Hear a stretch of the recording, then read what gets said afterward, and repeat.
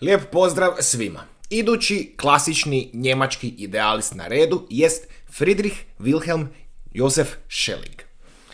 Radio je kao odgajatelj u kući jednog baruna u Leipzigu. No, vremenom je napredovao i postao sveučilišni profesor, čak i voditelj sveučilišne akademije. Schelling je itekako imao veze s ostalim predstavnicima klasičnog njemačkog idealizma. Hegel mu je bio prijatelj.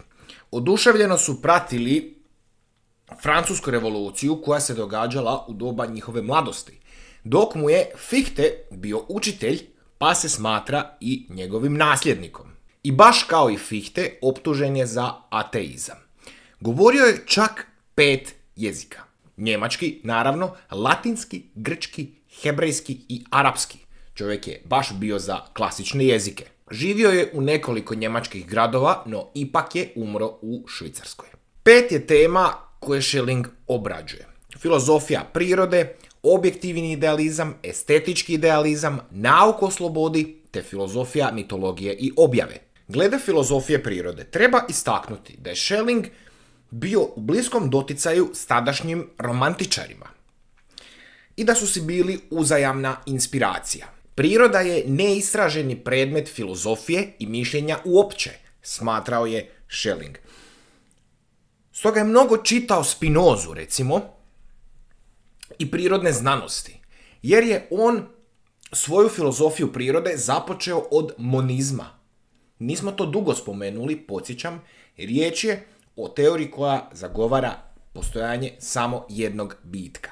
Priroda je izvor divljenja i čovjek je samo jedan dijelić tog veličanstvenog svemira. I u Schellingovo doba i dalje je većina bila za mogućnost da se sve odvija mehanički, da sve ima svoje zašto. Da je sve naređeno kao po nekom satu. Dok je Schelling bio drugačijeg stava. Sve se događa pod paskom dinamističke razmjene između privlačne i odbojne sile. One zajedno svojom ravnotežom čine svjetsku harmoniju, svjetski sklad. Dakle, svijet se ne sastoji od materijalnih stvari, nego se te materijalne stvari sastoje od privlačnih i odbojnih sila.